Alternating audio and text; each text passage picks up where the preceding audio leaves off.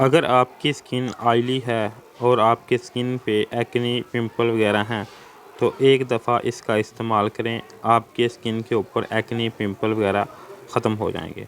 मज़ीद आगे जाने से पहले नाज़रीन आपसे गुजारिश है कि अगर आपने मेरे चैनल को अभी तक सब्सक्राइब नहीं किया तो इसको सब्सक्राइब करके इसके साथ लगी बेल आइकन को भी दबा दें। तो नाज़रीन सबसे पहले जानते हैं इसकी पैकिंग के बारे में। इस तरह की पैकिंग में ब्लू और वाइट कलर की पैकिंग में ये मार्केट में दस्तयाब है। इसके ऊपर ही मेंशन है कि ये एक्ने क्लियर फेस वॉश है।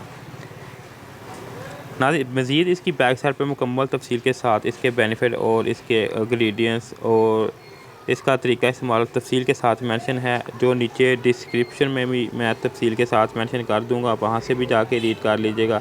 इसके अलावा कुछ मैं आपको वैसे भी बता देता हूँ। सबसे पहले नाज़रीन इसके बेनिफिट के बारे में जान लेते हैं कि ये जो है ये चेहरे के ऊपर से ऑयल को रिमूव करता है, चेहरे की